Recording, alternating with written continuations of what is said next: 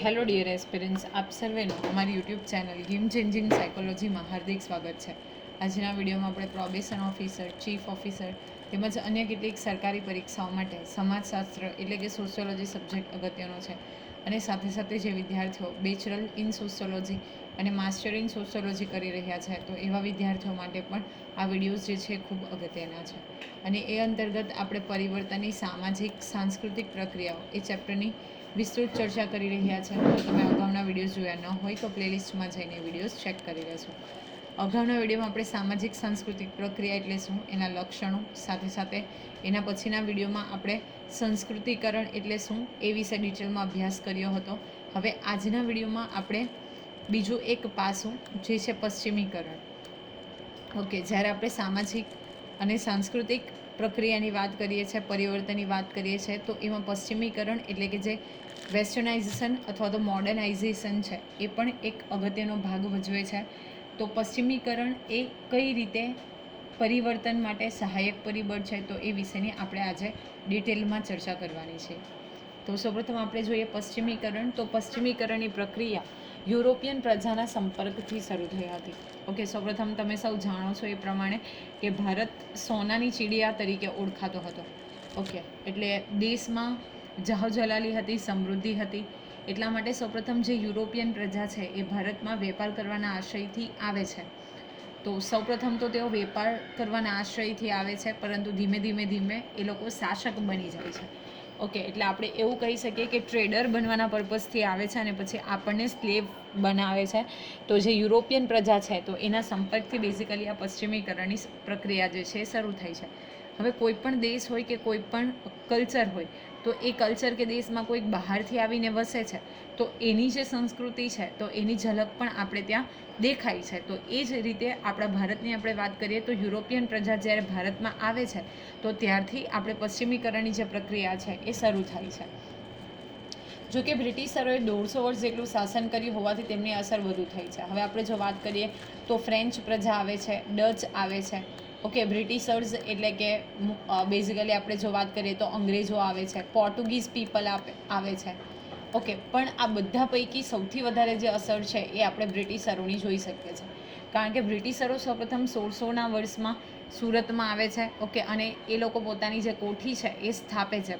પછી ધીરે તમને સૌને ખબર હશે કે battle of Plassey, battle of Buxar, Maratha war. Okay, ધીમે જે પોલિસી છે એ સ્ટાર્ટ થાય છે અને એટલા માટે 150 વર્ષથી પણ વધુ શાસન જે છે એ લોકો બ્રિટિશર ઇન્ડિયા ઉપર કરે છે અને એટલા માટે એમની જે અસર છે એ બાકીની પ્રજા કરતાં આપણે ત્યાં વધારે થઈ છે. પશ્ચિમીકરણ પરિવર્તન માટેની મહત્ત્વની સામાજિક સાંસ્કૃતિક પ્રક્રિયા છે. પશ્ચિમીકરણના અનેક અર્થ કરવામાં આવે છે, તેમાં 3 બાબતોનો સમાવેશ કરવામાં આવે છે. તો આ પણ અગત્યનું છે કે ઘણા બધા અર્થ પશ્ચિમીકરણના આપણે કરી શકીએ છીએ, પરંતુ 3 બાબતોનો એને સમાવેશ કરવામાં આવે છે. એક છે યંત્રવિદ્યા અને વિજ્ઞાન, નંબર 2 સંસ્થાઓ, વિચારસરણી અને મૂલ્યો, એન્ડ નંબર 3 ચીજવસ્તુ, ભાષા વગેરે. તો આ પણ યાદ રાખવાનું છે કે કઈ 3 બાબતોનો સમાવેશ જે છે પશ્ચિમીકરણમાં કરવામાં આવે છે. તમને ઓપ્શન 2 સીધો ક્વેશ્ચન પૂછાઈ શકે. તો યંત્રવિદ્યા અને વિજ્ઞાન, સંસ્થાઓ, વિચારસરણી અને મૂલ્યો, ચીજવસ્તુ, ભાષા વગેરે. તો આ 3 બાબતોનો જે સમાવેશ છે એ પશ્ચિમીકરણમાં કરવામાં આવે છે. આધુનિક ભારતમાં સામાજિક પરિવર્તન પુસ્તકમાં એન શ્રીનિવાસના પશ્ચિમીકરણ ખ્યાલે વિગતો સમજાવ્યો છે. તો આ પણ અગેન પુસ્તકનું નામ જે છે અગત્યનું છે. અગાઉના વિડીયોમાં આપણે 3 પુસ્તકો જોયા હતા. ઓકે, તો આ પુસ્તક આધુનિક ભારતમાં સામાજિક પરિવર્તન, એ પુસ્તકમાં એન શ્રીનિવાસ આ જે પશ્ચિમીકરણનો ખ્યાલ છે એને વિગતે સમજાવે છે. આ સંદર્ભમાં તેઓ જણાવે છે કે પશ્ચિમીકરણ એક એવી પ્રક્રિયા છે જેમાં ભારતમાં 150 વર્ષના બ્રિટિશ રાજને કારણે ભારતીય સમાજ અને સંસ્કૃતિમાં વિવિધ સ્તરે પરિવર્તનો આવ્યા છે, જેમ કે યાંત્રિકી, સંસ્થાકીય, વૈચારિક અને મૂલ્ય સંબંધિત વગેરે. હવે એ પોતે આધુનિક ભારતમાં સામાજિક પરિવર્તન પુસ્તકમાં લખે છે કે પશ્ચિમીકરણ એક એવી પ્રક્રિયા છે કે જેમાં ભારતમાં 150 વર્ષ જેટલો સમયગાળો જે છે બ્રિટિશ રાજ એટલે કે બ્રિટિશર્સ ઇંગ્લિશ પીપલ જે છે એ કરે છે. એને કારણે ભારતની જે સમાજ હતો, સંસ્કૃતિ હતી, તો એમાં મોટા પાયે ધરખમ પરિવર્તનો આવે છે. જેમ કે યાંત્રિકી ક્ષેત્રે તો આપણે જોયું હતું કે સૌપ્રથમ એ લોકો અહીંયા આવી અને ઇન્ડસ્ટ્રીયલ રિવોલ્યુશન કરે છે. ઓકે, ભારત પાસેથી કાચો માલ જે છે એ નીચા ભાવમાં ખરીદતા હતા અને એ જ માલ જો આપણે વાત કરીએ તો રિવોલ્યુશનને કારણે ત્યાંની ફેક્ટરીઝમાં બનીને, એટલે કે ઇંગ્લેન્ડમાં બનતો અને ફરીથી ઊંચી કિંમતે ભારતમાં વેચવામાં આવતો. સંસ્થાકીય રીતે તો એજ્યુકેશન ફિલ્ડની આપણે વાત કરીએ તો આપણે ત્યાં સૌપ્રથમ એવું કહી શકીએ કે ટ્રેડિશનલ એજ્યુકેશન આપવામાં આવતું હતું.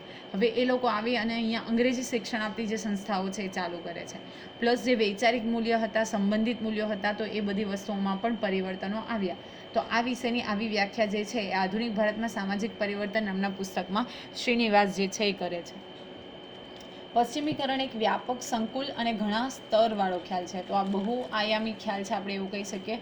ખૂબ જ વ્યાપક છે, સંકુલ છે અને ઘણા બધા સ્તરવાળો ખ્યાલ છે. એટલે કે દરેક સ્ટેજ ઉપર એનો ખ્યાલ જે છે અલગ અલગ હોય છે.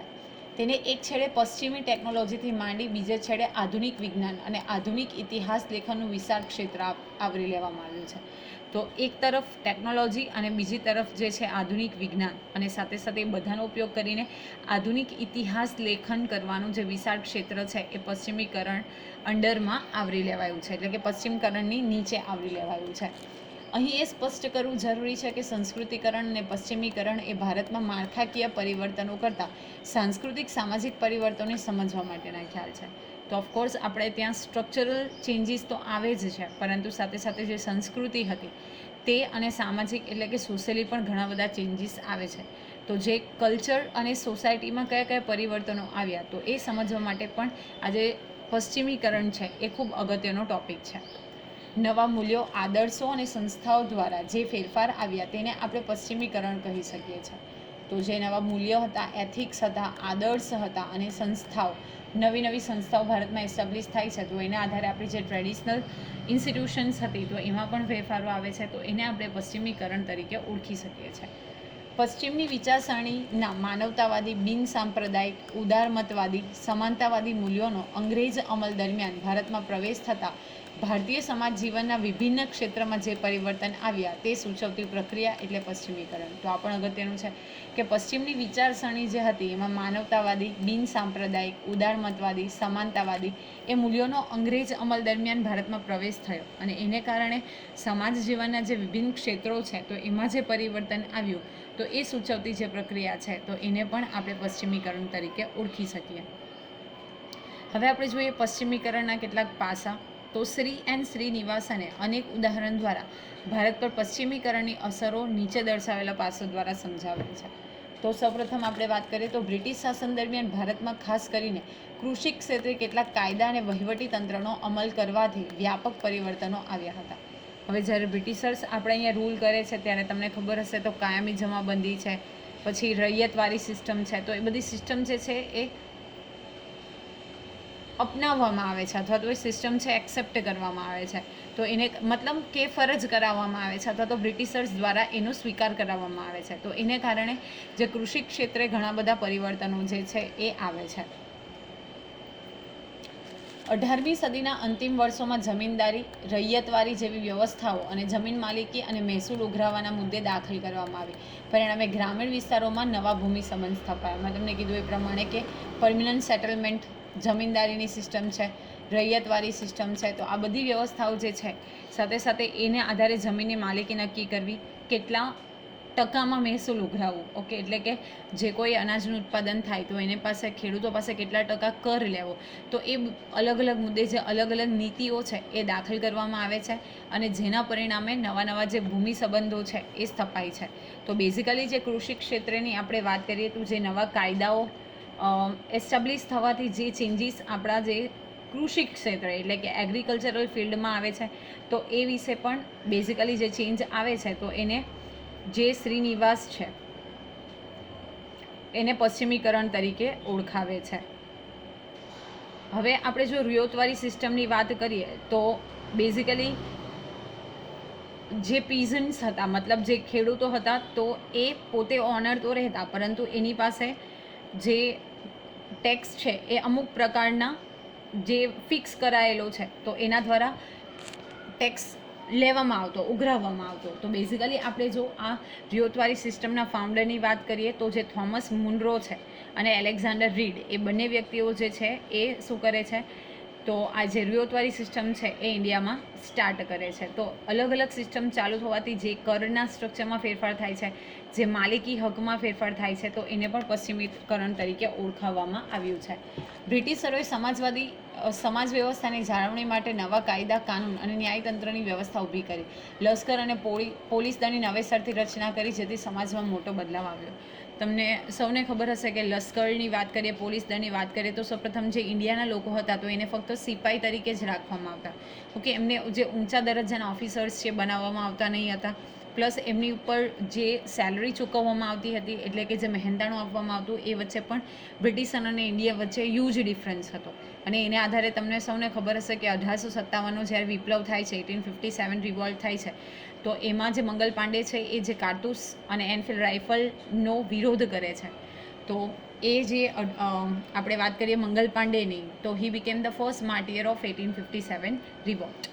બ્રિટિશરોએ ભારતમાં પશ્ચિમીકરણ શિક્ષણ વ્યવસ્થા દાખલ કરી, જેથી શિક્ષણ માટે બધા માટે ખુલ્લું થયું અને બધાને તક મળી. સમય જતાં શિક્ષણ વ્યવસ્થાએ ગ્રામ્ય વિસ્તારો સુધી નવા વિચારો અને મૂલ્યોનો પ્રચાર પ્રસાર કર્યો. તો બેઝિકલી આપણે ત્યાં ત્યારે ટ્રેડિશનલ મેથડથી એજ્યુકેશન આપવામાં આવતું હતું, પ્લસ આપણી જે કલ્ચર હતું તો એના આધારે એજ્યુકેશન આપવામાં આવતું. પરંતુ જ્યારે બ્રિટિશરો આવે છે તો ત્યારે બ્રિટિશર્સ દ્વારા પશ્ચિમી શિક્ષણ વ્યવસ્થા, એટલે કે અંગ્રેજી માધ્યમની સ્કૂલો જે છે, અંગ્રેજીમાં શિક્ષણ જે છે ચાલુ કરવામાં આવ્યું. તો જેને કારણે એજ્યુકેશન બધા માટે ઓપન તો થયું અને નવા મૂલ્યો અને એનો પ્રચાર પ્રસાર વધ્યો, પરંતુ સાથે સાથે જે આપણું એજ્યુકેશન સિસ્ટમ હતી તો એ કથળી ગઈ.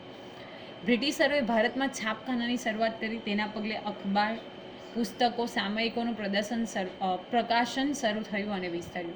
હવે સૌપ્રથમ જ્યારે બ્રિટિશરો ભારતમાં આવે છે તો ત્યારે પ્રેસ એસ્ટાબ્લિશ કરે છે, પ્રેસની શરૂઆત થાય છે. અને એને કારણે જે મેગેઝિન્સ છે, બુક્સ છે, ઓકે, ધેન આપણે વાત કરીએ ન્યૂઝપેપર્સ છે, તો એ બધી વસ્તુનું જે પ્રકાશન છે, પબ્લિશ છે, એ પબ્લિશ થવા લાગ્યા. સમાજમાં વિવિધ વર્ગો અને સમૂહોમાંથી વિચારો વ્યક્ત કરવા માટે છાપખાનાએ આધુનિક સગવડો ઊભી કરી, જેને કારણે વૈશ્વિક સ્તરના નવા વિચારો, મૂલ્યો પ્રસારમાં આવ્યા. ઓકે, હવે જ્યારે બેઝિકલી આપણે વાત કરીએ છીએ કે છાપખાનાની શરૂઆત થાય છે, તો એને કારણે આધુનિક સગવડો, એટલે કે ફેસિલિટીઝ જે છે એ ક્રિએટ થાય છે. અને એને કારણે જે વર્લ્ડ ફ્રેઝ ઉપર કઈ કઈ વસ્તુ બને છે, તો એ બધી વસ્તુથી પણ લોકો અવગત થવા માંડ્યા. પ્લસ જે લોકો હતા, વર્ગો હતા, સમૂહ હતા, તો એના જે વિચારો છે, તો અત્યાર સુધી એ લોકો થોડા, અથવા તો આપણે એવું કહી શકીએ કે લિમિટેડ એક્સટેન્ટ સુધી સ્પ્રેડ કરી શકતા. હવે જ્યારે પ્રેસ સ્ટાર્ટ થાય છે તો એનો ઉપયોગ કરીને એ લોકોના જે વિચારો હતા તો એ પણ અલગ અલગ મીડિયમ્સ, જેમ કે અખબાર છે, પુસ્તકો છે, સામયિકો છે, તો એના દ્વારા એ પોતાના વિચારો વ્યક્ત કરવા લાગ્યા. પશ્ચિમીકરણની એક મહત્વની અસરને શ્રીનિવાસ માનવતાવાદના સંદર્ભમાં પણ તપાસે છે. જ્ઞાતિ, આર્થિક પરિસ્થિતિ, ધર્મ, ઉંમર અને જાતિના ભેદભાવ વગર સૌને માટે કલ્યાણનો આદર્શ એ તેની સાથે સમાનતા, સ્વતંત્રતા અને બિનસાંપ્રદાયિકતાના પશ્ચિમી ખ્યાલોએ ભારતમાં માનવતાવાદી વાતાવરણ સર્જવામાં મહત્વની ભૂમિકા ભજવી. આની અસરરૂપે ભારતમાં ઘણી સામાજિક સુધારણાની પ્રવૃત્તિઓ પણ શરૂ થઈ. હવે બેઝિકલી જો આપણે વાત કરીએ તો જ્ઞાતિ, આર્થિક પરિસ્થિતિ, ધર્મ, ઉંમર અને જાતિના ભેદભાવ માટે બેઝિકલી બિનસાંપ્રદાયિકના જે પશ્ચિમ ખ્યાલો છે, તો એના આધારે માનવતાવાદી વાતાવરણ સર્જાય છે. તમને આપ સૌને ખબર હશે એ પ્રમાણે કે જો ભારતના આપણે ટ્રેડિશનલ કલ્ચરની વાત કરીએ તો આપણે ત્યાં દૂધ પીતી કરવાનો રિવાજ, સતી પ્રથા, ઓકે, વિધવા પુનઃ વિવાહને મંજૂરી નહીં મળવી, આંતરજ્ઞાતીય લગ્ન, એ બધી વસ્તુઓ એક્સેપ્ટેબલ નહીં હતી.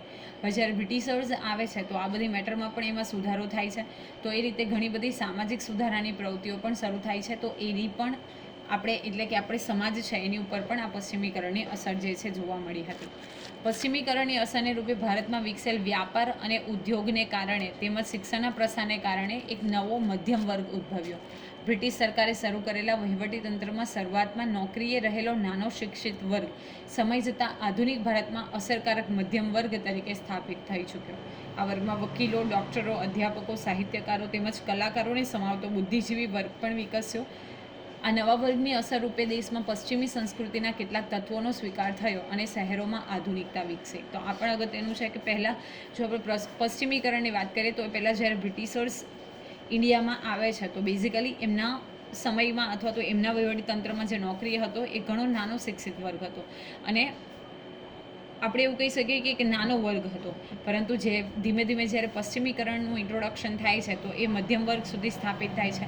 પ્લસ એમાં વકીલ, ડૉક્ટરો, અધ્યાપકો, લિટરેચર, સાહિત્યકારો જે છે તો એને પણ બેઝિકલી એક વર્ગ તરીકે એમનો સ્વીકાર થાય છે અને શહેરોમાં પણ આધુનિકતા જે છે એ વિકસે છે, એટલે કે શહેરો પણ આધુનિક બને છે.